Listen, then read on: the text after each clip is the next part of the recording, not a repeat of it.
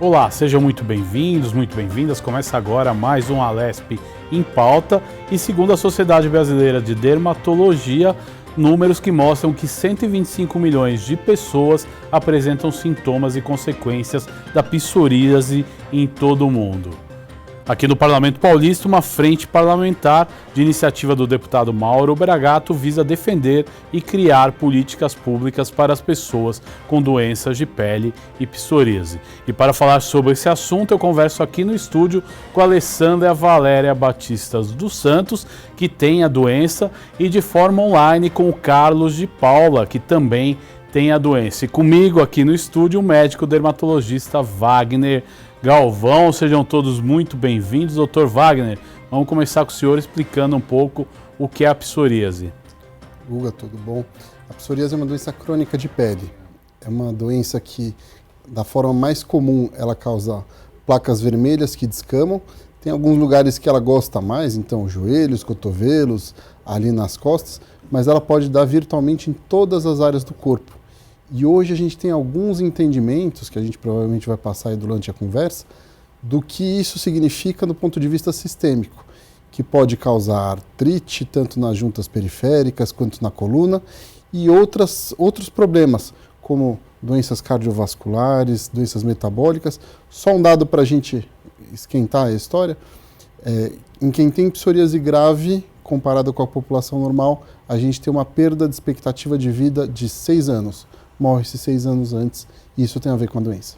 Dado muito importante, né, doutor? E aí eu lhe pergunto, e é um assunto que eu acho que o nosso telespectador também quer conhecer e quer entender, quais as causas da psoríase?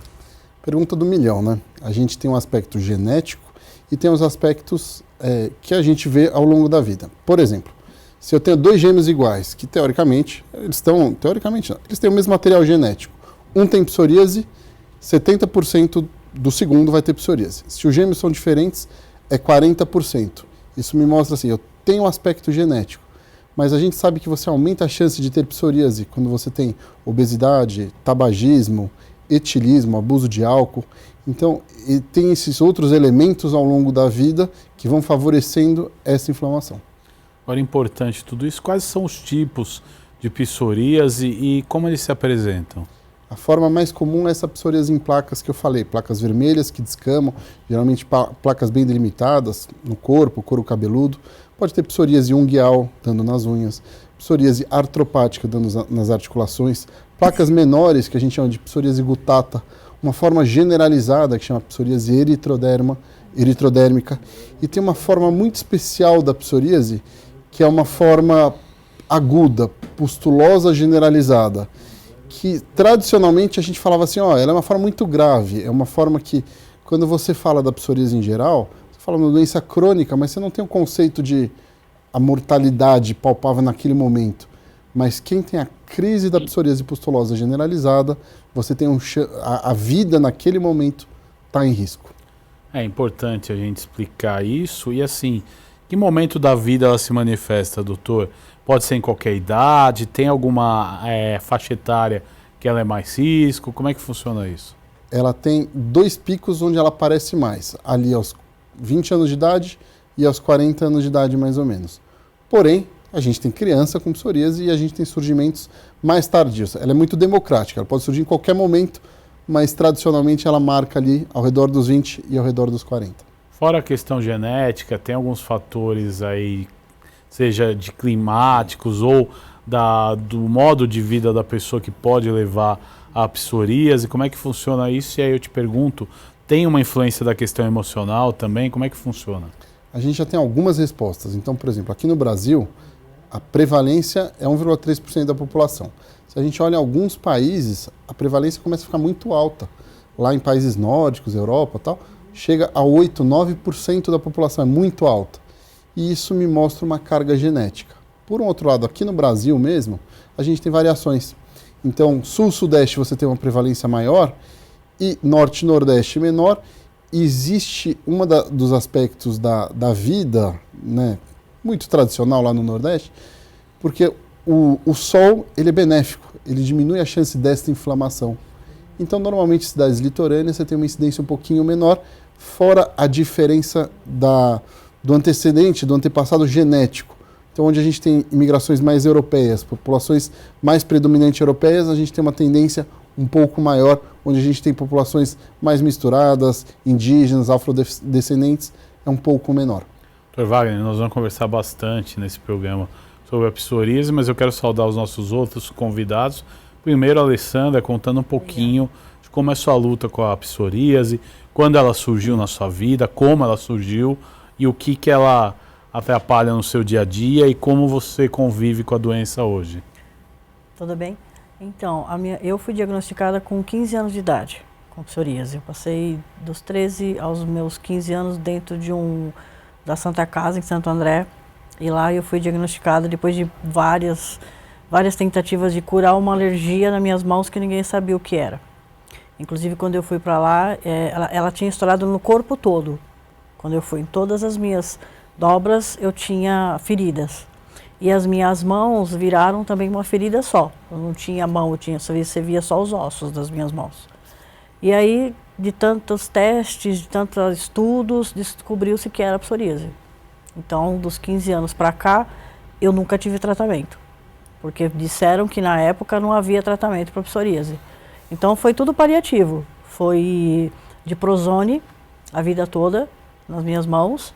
E foi assim, não usar produtos químicos, não usar nada de, como é que eu vou dizer, higiene pessoal, só produtos infantil, porque o pH é mais suave, não comer nada de embutidos, coisas cítricas, ácidas, enfim, bebida alcoólica, tudo que fosse muito quente para não, né? E eu vivi assim a vida toda, entendeu? Nesse paliativo que eles chamam.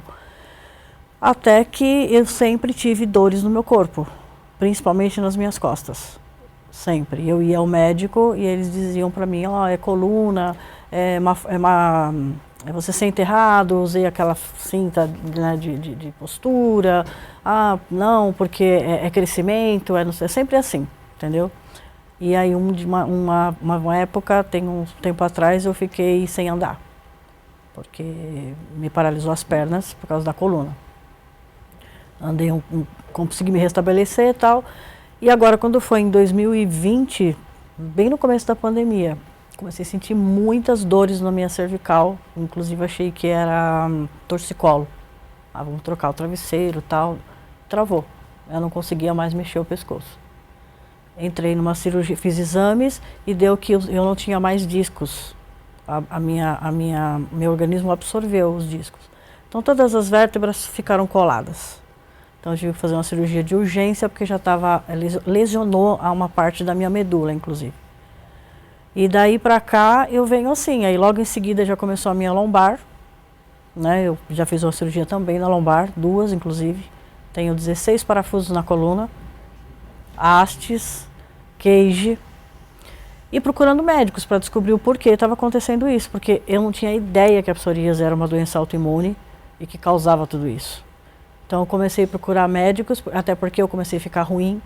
Eu engordei 18 quilos, pressão alta, diabetes, carótida entupida, enfim, vários problemas de saúde começaram a acontecer comigo, coisas que eu nunca tive. E aí um médico, um ortopedista falou para ele, viu as minhas mãos. Aí ele falou assim para mim, você tem psoríase? Um ortopedista. Eu falei, tenho. Ele falou, todo o seu problema é por causa da psoríase. Procure um dermatologista especializado em psoríase. Foi aí que eu comecei a ir por esse lado e descobriu-se que realmente tudo que vem acontecendo comigo é por conta da psoríase.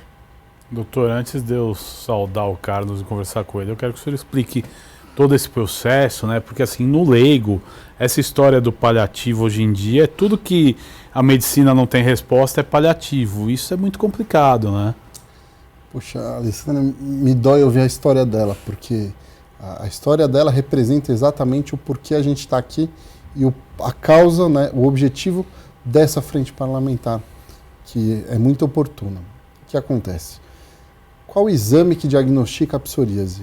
Em geral, o diagnóstico é clínico. O problema do diagnóstico clínico é que, se você tem a expertise clínica, se você conhece, você faz o diagnóstico. Se você não conhece, você retarda o diagnóstico. Esse é o primeiro gargalo na jornada do paciente, que ela exemplificou uma jornada difícil, doída. O entendimento da psoríase ele evoluiu muito nos últimos 15 anos. Então, ela fala da psoríase palmoplantar, que eu acabei nem mencionando, que é um dos tipos, ou a psoríase ungueal, outro tipo também, e que muitas vezes o pessoal tem um diagnóstico atrasado por falta de conhecimento. Se a gente que está na linha de frente não fizer essa junção, se come bola no diagnóstico da artrite. 70% das pessoas que evoluem com artrite psoriásica, eles começam com a pele, em alguns anos eles vão evoluir com essas inflamações articulares. É o que ela está me exemplificando. E do grupo da psoríase, antes a gente achava que era um pedacinho pequenininho. Hoje a gente sabe que 40% evoluem com essa inflamação na articulação, a psoríase artropática ou artrite psoriásica. E daí tem esse segundo problema, ela procurou auxílio médico, procurou ajuda nos profissionais da saúde dessas dores de articulação.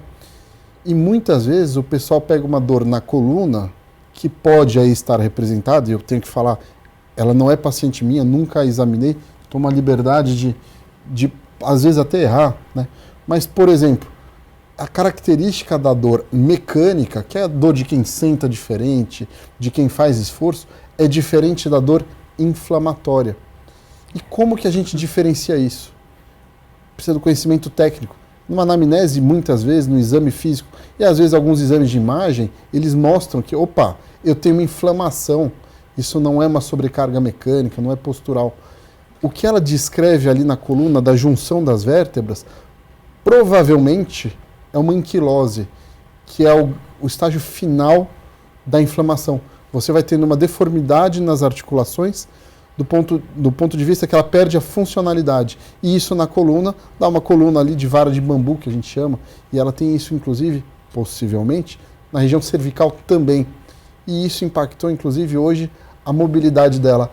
Agora, imagina se eu tenho dor e coceira, me angustia ouvir essa história, imagina ela. Quem vive, e hoje a gente consegue mudar essa jornada, porque o entendimento da doença e as formas de tratar e as medicações para casos mais graves, casos mais avançados, elas chegaram, elas estão aí, elas são uma realidade, elas estão no Sistema Único de Saúde. E por isso que a gente está aqui discutindo para ver se encurta essa jornada, se melhora o atendimento, para a gente não ter mais histórias como a sua. Legal, importante, a gente vai discutir isso durante o programa, mas eu quero saudar e agradecer a presença também do Carlos de Paula, que também tem a doença, e aí você vai contar um pouco da tua história para a gente. Carlos, seja muito bem-vindo, muito obrigado aí por aceitar o nosso convite e dividir essa experiência com os nossos telespectadores. Eu que agradeço o convite, é muito bom estar presente nessas oportunidades, né, que a gente pode contar um pouco da nossa jornada. Há 28 anos, então começou crescendo uma caspa no couro cabeludo, né? E ali demorou 15 anos para ter mais ou menos o diagnóstico correto.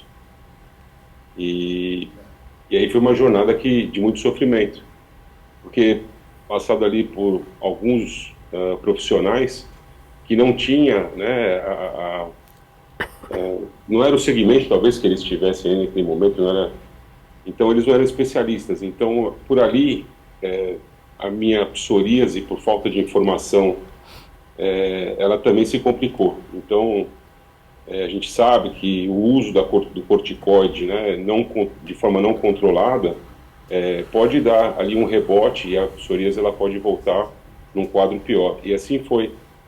O que era no couro cabeludo, de repente começou a aparecer em outras áreas do corpo, e aí ela se manifestou de forma abultada, depois de forma severa, em grandes placas, e ali veio toda essa jornada durante nesses 28 anos, e aí eu passei, né, em algumas situações com a eridérmica e também com a PPG. Então, eu estou, né, convivo com a psoríase já há algum tempo, então a gente passa por diversas situações, né? Seja a situação de preconceito, a situação da falta do medicamento, da falta do diagnóstico correto. E é uma luta que durante algum tempo eu fiquei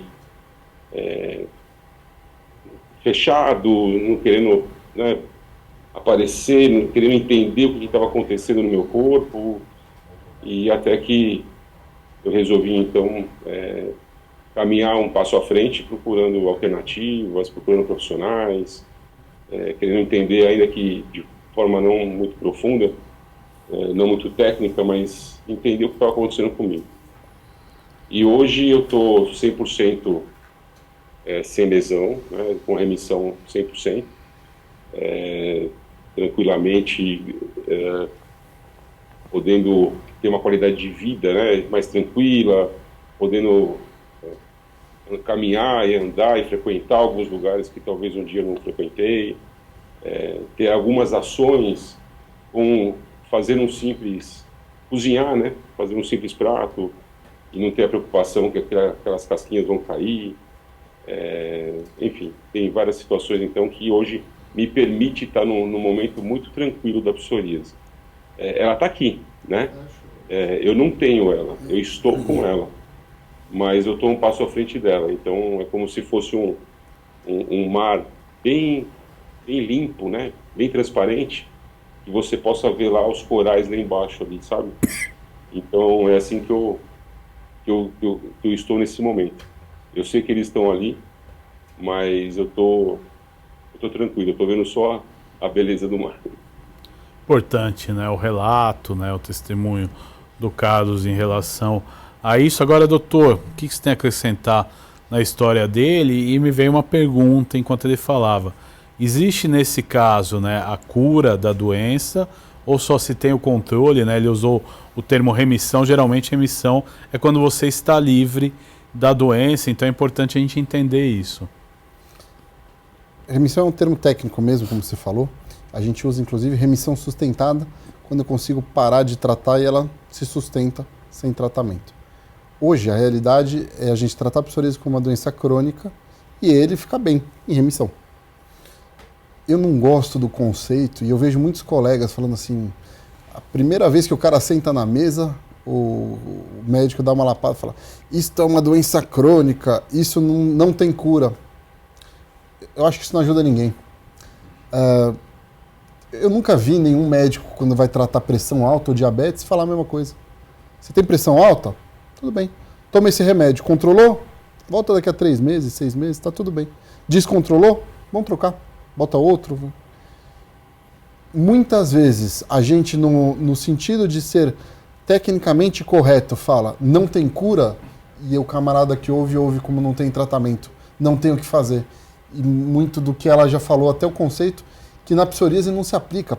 Paliação é uma doença incurável, progressiva, que eu não tenho muito o que fazer. É um conceito que a gente usa muito em fim de vida, em câncer, não se usa para psoríase. Então eu tenho a delicadeza de tentar ir para um outro lado. Eu sou entusiasta. É uma doença que hoje a gente tem tratamento como a gente nunca teve antes, e hoje ela está no momento mais bonito, que a gente está entendendo como que ela funciona, como é que ela chega aqui, a gente está entendendo melhor como usar as ferramentas, que hoje são várias. Então a gente tem muita coisa que fazer. Olha, eu tenho mais de quase 2.000 pacientes de psoríase que eu acompanho, eu não tenho um que eu não tenho o que fazer. Então, assim, a minha mensagem é de esperança, é de vamos tratar, e não vamos ter uma doença crônica, isso não tem cura. Acertou como está o meu amigo Carlão? Tudo bem, de tempos em tempos a gente se vê, ajusta o remédio, toma a liberdade de brincar, porque ele é paciente meu. Importante, né, doutor? Importante essa conscientização, né? Que às vezes você não tem respostas, mas não é por isso que você vai deixar de tratar. Isso é uma mensagem que a gente tem que deixar para todo mundo que nos acompanha em qualquer doença que você sofra, que você passe. Você tem que acreditar sempre, né? Porque é importante persistir. Não deu certo com um, começa a procurar, você vai achar alguém que vai te ajudar. Agora, daqui a pouco nós vamos para um rápido intervalo, mas eu vou querer saber da Alessandra também quais as principais dificuldades que a psoríase te trouxe aí durante a vida, porque você tem um histórico, né, de muitos anos com ela e com o agravamento da pandemia, 2, 3 anos atrás, começou a piorar a situação. Mas nos primeiros anos de psoríase, qual que era o maior incômodo? As minhas mãos, que as minhas unhas, né, doem muito, o corpo todo, eu sinto dor no meu corpo todo, então tem até, desculpa, tinha dias que até hoje tem dias que eu não levanto da cama, de dor, entendeu? Eu tenho também depressão já, por causa disso, há muito tempo, vergonha das minhas mãos, hoje ainda fica assim para fora, mas até um tempo atrás eu vivia com elas no bolso. Eu não faço nada, não mexo com nada de alimentação, porque eu mesmo não, sabe, eu tenho um asco, sabe, um pouquinho de, e as pessoas ficam olhando também para você. Outro dia eu estava num lugar, a pessoa virou para mim e falou assim, nossa, você rói a unha a esse ponto? Eu falei, não, meu querido, isso não é roer unha. Doença. Eu tenho um problema, eu tenho um problema de saúde. Nossa, mas eu nunca ouvi falar desse problema. Isso é desculpa. Então a gente ouve esse tipo de coisa. Tem pessoas que não chegam perto de você, achando que você tem alguma coisa que vai passar. Então, assim, eu acho que é muito preconceito.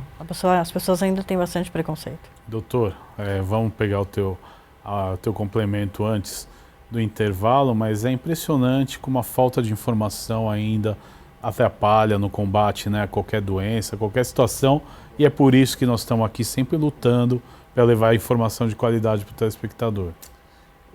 O que ela traz para a gente, Alessandro, o que você traz para a gente, é um pouquinho do que a gente vive na dermatologia, que para quem não está acostumado nesse mundo, às vezes não tem a dimensão.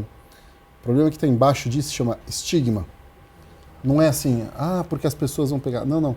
As pessoas, elas criam barreira do que é diferente, no que não seria o esperado. E isso acaba isolando esse fardo social. E esse aspecto das unhas, ele tem um aspecto funcional também. Aí a pessoa acaba se isolando. E a frase que ela falou, ela é ilustrativa. Ela fala assim, mas eu nunca ouvi falar disso. Sim, porque a pessoa que está ruim, ela está isolada, ela está escondida. Então a gente fala assim, tem as plaquinhas nos cotovelos, começa a usar manga comprida. Aí você pega um dia que nem hoje, 30 graus, 35 graus, você vê a gente toda... Aí começa tendo couro cabeludo, aí usa só roupa clara. Aí tem em outros lugares, a pessoa vai se isolando. E ela explica a outra parte, que é uma parte relativamente nova, que a gente entendeu como que tem a transformação entre a psoríase e a artrite psoriásica, que começa a ter as inflamações de um ponto que é o ponto de inserção do tendão. Traduzindo, não é bem a articulação, ela pega ali no começo do osso, e isso causa dores. E daí ela acorda ruim, toda inflamada. E isso muitas vezes acaba ganhando um carimbo. Isso aí é só fibromialgia, isso aí sei lá, minimizam a coisa. Emocional. Exatamente. E não é isso. E essa parte emocional, ela existe para piora. Mas assim, eu brinco que a psoríase, talvez a sua psoríase, Alessandro, seja a minha gastrite. Quando eu estou trabalhando muito, me pegando com a minha esposa, tomando muito café, minha gastrite me lembra. Mas eu não vou meditar para melhorar a gastrite. Eu vou lá e tomo um remédio, eu trato. E hoje é o que a gente pode fazer pela psoríase. Dr. Wagner, obrigado pela participação. Nós vamos para um rápido intervalo e a gente vai voltar falando desse tema aqui no nosso Alesp em Pauta, trazendo e conscientizando sobre a psoríase e também doenças de pele relacionadas. A gente volta já já com mais da psoríase.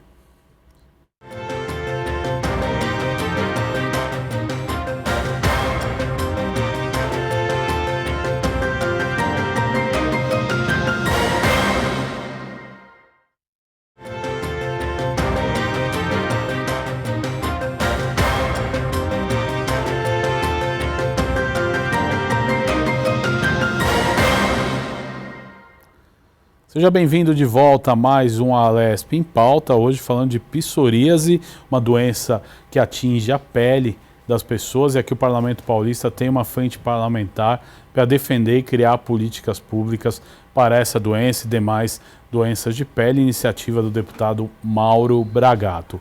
E eu converso aqui no estúdio com a Alessandra Valéria Batista dos Santos, que tem a psoríase, e online com o Carlos de Paula, que também tem a doença, aqui com a gente no estúdio, ajudando e tirando todas as dúvidas, o médico dermatologista Wagner Galvão. Doutor Wagner, a gente terminava, né? E a gente está começando a entrar na questão emocional, né? E a questão emocional, aí eu pergunto, tem a ver só com estado, né, de espírito da pessoa, alegria, tem a ver com falta de substâncias, ou às vezes pode ser um agravamento da doença? A gente sempre contou a história, e isso é o conhecimento popular. A pessoa tem algum estresse, algum trauma psicológico maior, e isso tem alguma definição técnica, e isso muitas vezes piora, desequilibra, ou até precipita, faz surgir a psoríase. Recentemente, a gente descobriu algumas coisas que a gente não entendia, que a pessoa que tem psoríase e tem depressão, ela tem um índice muito aumentado de doenças cardiovasculares, microvasculares, isso tem marcador laboratorial, isso aí é coisa bem técnica. E isso se associa com a depressão. E quando você trata a inflamação da psoríase, você melhora esta parte da inflamação, baixa esse tal de marcador e melhora a depressão. A tradução aí, para todo mundo entender, é a parte da depressão da psoríase não é só o estresse, ela tem uma parte de inflamação direta no cérebro. Olha como a gente tem, como é perigoso às vezes a gente só rotular, olha, isso é estresse. Não, não. A pessoa é deprimida, a pessoa tem problemas com depressão. Isso é doença, eu preciso tratar a doença. E isso vai melhorar. Exato, é importante essa colocação. Agora eu quero o complemento do Carlos, né, que também sofreu com essa situação, né, a parte emocional, e eu gostaria que você complementasse sobre isso. Até complementando como o Wagner falou, é doença e tem que ser tratada com medicamento. E uma vez feito isso, como eu enxergo o outro lado? Nesse momento que eu estou, né, tranquilo, eu usei a palavra remissão, porque eu acredito que, para mim, a cura é o tratamento. Se eu estou sem lesão, se tudo melhorou por conta do medicamento, então eu estou curado.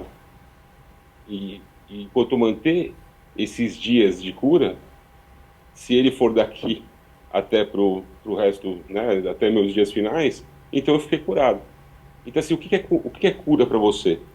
E aí, do lado de cá, o que eu acredito e costumo fazer? É pensar positivo, é acreditar que tem uma intenção positiva por trás da doença, querendo me mostrar alguma coisa de forma emocional, na minha saúde emocional, na minha saúde intelectual, para que ou na minha saúde física, para que eu olhe para mim e perceba o que pode talvez ser o gatilho. Ninguém sabe qual é o gatilho, mas se eu procuro pensar de forma positiva, acreditar que é possível, que deve existir algum processo que possa me levar a um médico especialista como esse, a que eu possa usufruir de um medicamento que vai me colocar num estado sem a psoríase, um estágio controlado. Então eu posso entender que assim eu estou curado. E a melhor analogia é realmente com a diabetes, é realmente com a pressão alta, porque ninguém diz, né, que não, como o Wagner falou, que não tem cura, né? Assim, não tem, mas é da forma que se coloca. E como eu escuto, como o meu inconsciente escuta, que pode gerar uma série de coisas. Então, é assim que eu penso. Então, falamos da questão emocional, que é importante, né, doutor, a gente abordar também a questão com outras doenças, né? Você explicou a depressão, doenças do coração. No começo do programa a gente falou da artrite psoríase, que também é uma doença ligada à artrite, né? Uma doença que ela sofreu, uma doença bem complicada. E eu gostaria que o senhor falasse em outras doenças, quais as ligações. A psoríase, no final das contas, hoje a gente entende, ela inflama tudo. Ela inflama um monte de coisa. Então, vou dar alguns exemplos. Na população geral, a gente tem a tal da gordura no fígado, esteatose hepática. Hoje é uma epidemia, tem lá 10 a 20% da população. No paciente com psoríase é 60%. A gente tem uma relação com aumento de diabetes. Se a pessoa está acima do peso, ela tem uma chance maior de psoríase. Se a pessoa esteve acima do peso, ela tem uma chance maior de psoríase e de artrite. É engraçado, outro dia a gente estava num evento aí, esses eventos técnicos nossos, aí tinha um cardiologista muito bom, né, aqui da Unicamp, da Universidade de Campinas, e a gente discutindo todos os aspectos inflamatórios, nós dermatologistas, o pessoal da gastroenterologia, da reumatologia. Aí ele brincou quando ele subiu ao palco para falar a parte dele, ele falou assim, olha, eu sou o cara que trata infarto e aterosclerose, gordura lá nas artérias do coração. A gente sempre falou da minha doença do coração como uma doença metabólica. E hoje a gente olha a doença metabólica como uma doença inflamatória. Tem muitos trabalhos mostrando tratamentos para reduzir a inflamação na fase aguda do infarto, melhorando. E vocês estão fazendo ao contrário. Era uma doença inflamatória que vocês têm um aspecto hoje metabólico. A gordura ajuda a inflamar. Então a gente pode ter na articulação, a gente tem um aumento de inflamação nos olhos na forma de uveíte, inflamação intestinal na forma das doenças inflamatórias intestinais, aumento de gordura hepática na forma de steatose hepática, o aumento dessas doenças tipicamente metabólicas, pressão alta, diabetes, aterosclerose, né, entupimento dos vasinhos. Você tem hoje um grupo lá nos Estados Unidos estudando o comportamento da aterosclerose, que é essa que entope as artérias, usando a psoríase como modelo para ver o que funciona e o que não funciona. Porque a inflamação é a mesma. Então, está tudo ligado. Importante todos esses esclarecimentos, né, doutor? Agora, quais os desafios, né, que o paciente enfrenta, e aí vai a questão psicológica associada à psoríase, e como eles podem ser abordados, né? Você já disse aí que tem uma causa de inflamação, né? Como é que a gente aborda isso? Os psiquiatras, eles já têm esse entendimento? Como é que é feito isso? A jornada do paciente, ela tem 3 gargalos. Primeiro gargalo que a Alessandra trouxe aqui, diagnóstico. Então, assim, a gente precisa melhorar esse gargalo. Segundo gargalo, chegar no profissional que conheça a doença e entenda a doença. E o terceiro gargalo, chegar no remédio adequado para aquela pessoa, tratamento adequado. A gente trabalha nessas 3 fontes. Muitas vezes a gente precisa do atendimento multidisciplinar, seja com psicólogo, psiquiatra, apoio do nutricionista, do médico generalista, cardio, endócrino. E muitas vezes a gente que está lá focado nessa doença, em todas essas explicações, eu tenho que chegar e falar assim, meu amigo cardiologista, tudo bom? Estou te mandando aqui um paciente com psoríase, mas olha, nos scores de risco de infarto da cardiologia, hoje a psoríase é um fator de risco que aumenta a gravidade. E eu, às vezes, tenho que falar isso para ele. Às vezes eu tenho que falar para o meu amigo hepatologista, olha, ele tem uma chance maior de gordura do fígado e a gente precisa controlar melhor por causa disso.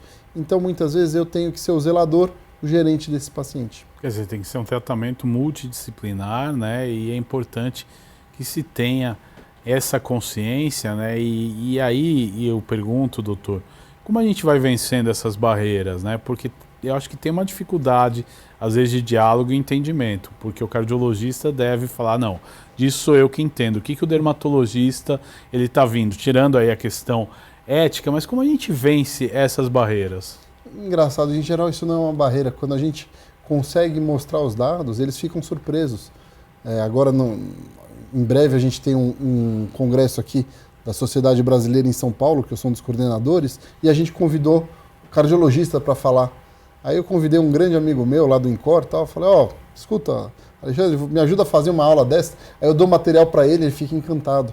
Ele fala assim, eu vou ver se eu boto uma aula dessa no congresso lá da cardiologia. Em geral, eu acho que tem pouca resistência. Talvez o ponto mais importante é a gente conseguir gerenciar bem o paciente e municiar com informações. Porque assim, se eu estou pedindo ajuda para o cardiologista, é porque a opinião dele importa muito. Só que eu estou informando um pedacinho da minha doença que impacta nele. Em geral, isso vai bem. Não é um grande problema, não. É importante, né? Todas essas colocações. E aí a gente vai entrar num negócio que você comentou no primeiro bloco. O sol, ele ajuda, né? Eu diria, combater, né? Ou a prevenir. Mas aí, eles que já são doentes, eles podem tomar o sol vai colaborar no tratamento ou isso é numa fase aí de evitar a doença? Lá atrás, pré-histórico, a gente olhava e falava assim, geralmente as lesões de pele da psoríase, elas gostam mais das áreas cobertas, que pegam menos sol. E o pessoal começou a estudar o porquê, e um dos tratamentos hoje que a gente oferece, tem no SUS, tem no mercado privado, é fototerapia, que eu brinco que é um banho de um solzinho enlatado. Lógico, é uma luz especial, hoje em dia se usa muito a UVB do tipo banda estreita, narrowband, mas a gente descobriu a frequência de luz que diminui a migração de células inflamatórias e, por isso, melhora a psoríase. Isso aí é tão bacana que a gente usa para tratar alguns cânceres de pele, tipo linfoma. É um câncer específico, não é o câncer mais comum. Mas, assim, é extremamente efetivo em algumas formas da doença. Então, se usa bastante. Aqui em São Paulo, na cidade de São Paulo, além dos serviços acadêmicos, a prefeitura tem uma rede com 5 unidades para disponibilizar fototerapia para os pacientes com psoríase. Importante essa colocação. Agora, é importante a gente falar, né, e a Alessandra explicou um negócio interessante, psoríase, de uma vez por todas, é contagiosa ou não? Porque isso, ela mesmo disse, né, eu estou no lugar, o cara está me olhando, tipo, né, e isso é importante a gente esclarecer. É ou não é? Não é de jeito nenhum, não vai ser. Aí existem essas duas coisas. Muitas vezes, a impressão que eu tenho é que a pessoa tenta traduzir aquilo que é a barreira que ela tem. Eu acho que isso pega. E eu vou dar 2 exemplos que eu acho que a coisa é mais embaixo, é mais subliminar. Um exemplo. As pessoas têm a mesma barreira com um coitado que tem espinha grave. O menininho com espinha grave, que tem lá 17 anos, eu brinco, ele não sai no sábado à noite. Mas não é porque as pessoas acham que pega. Tá, mas ainda tenho dúvida? Então tá bom, vou dar um outro exemplo. As pessoas têm esse mesmo tipo de resposta quando você pega alguém que é amputado. Ela tem alguma coisa inconsciente dentro dela, afasta, só porque é diferente. E ninguém acha que o amputado vai ser contagioso, vai perder uma perna, não. Mas isso as pessoas diferentes, elas vivenciam. E a gente tenta justificar, falando, será que isso pega? E eu acho que isso é só uma justificativa. O problema é mais embaixo. É uma barreira do ser humano de afastar o que é diferente. Agora a Alessandra mencionou outro fator que é as unhas, né? É. A pessoa achando que ela rói as unhas. Como é que os efeitos da doença na unha? Problema da unha.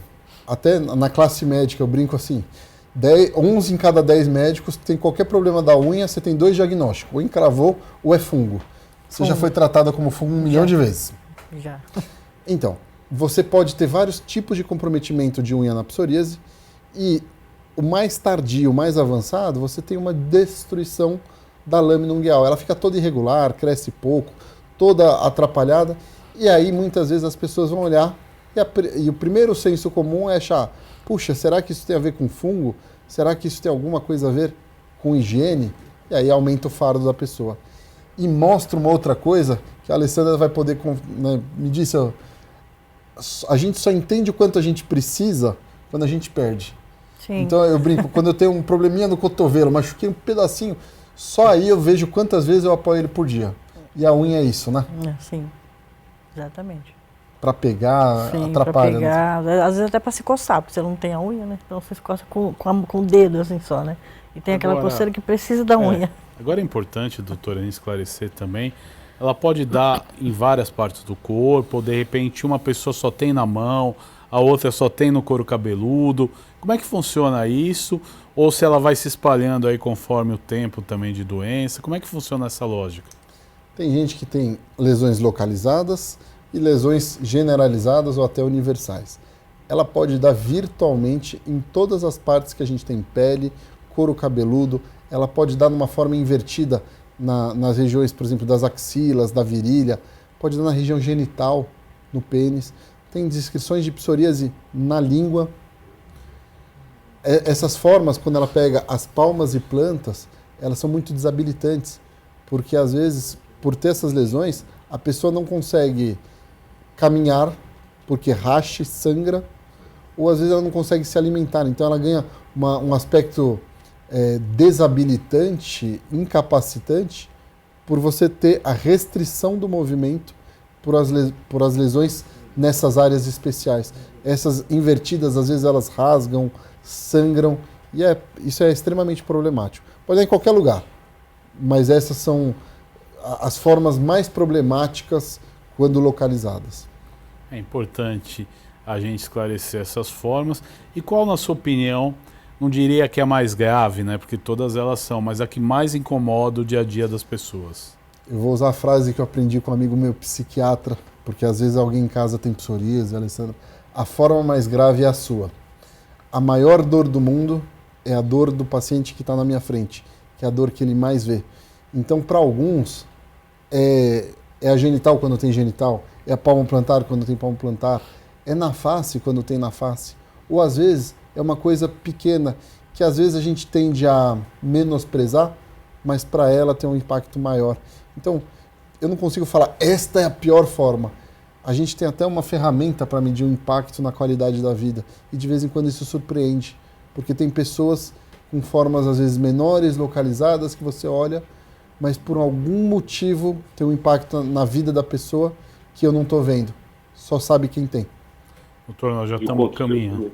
Pois não, nós já estamos caminhando até para o final do nosso programa, então eu quero aproveitar já o Carlos fazer a consideração e deixar uma mensagem para o nosso telespectador.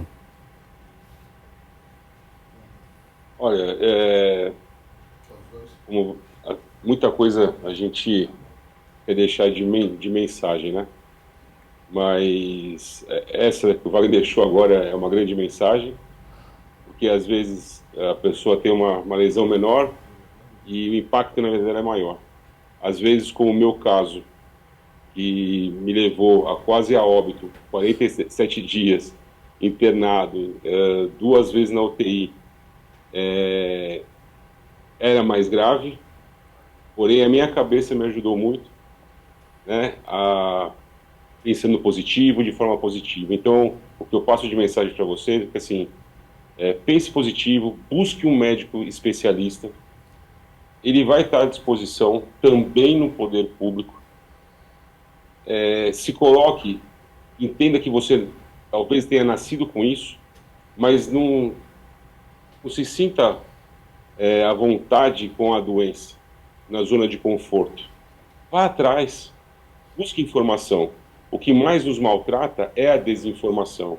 E acredite que é possível estar sem lesões, estar bem, sem dor nas juntas, podendo caminhar, podendo usufruir de uma piscina. Acredite, é possível, tem medicamento. E eu acredito na ciência.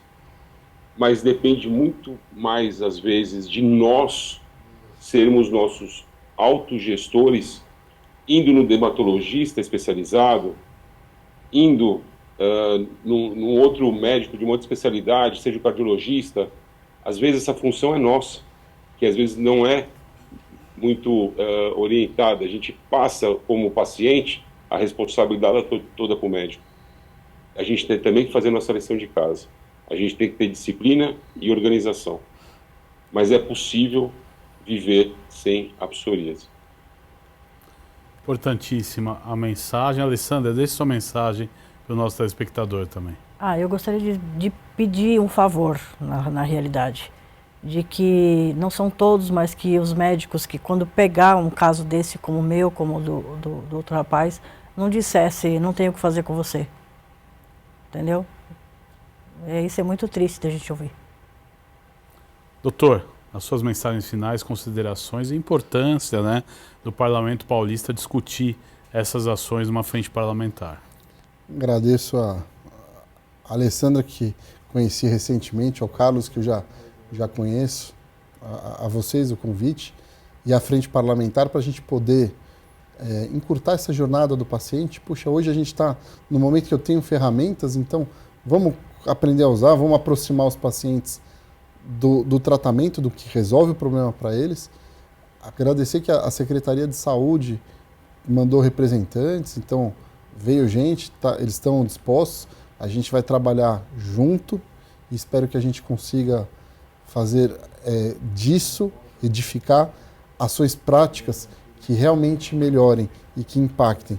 Porque assim, dá para fazer, tem o que fazer, para a gente não ouvir mais histórias como essa e a gente ter histórias melhores daí para frente e resgatar essas pessoas que às vezes estão desesperançosas, porque ouviram muitas vezes isso, não tem cura, não tem o que fazer, não tem tratamento.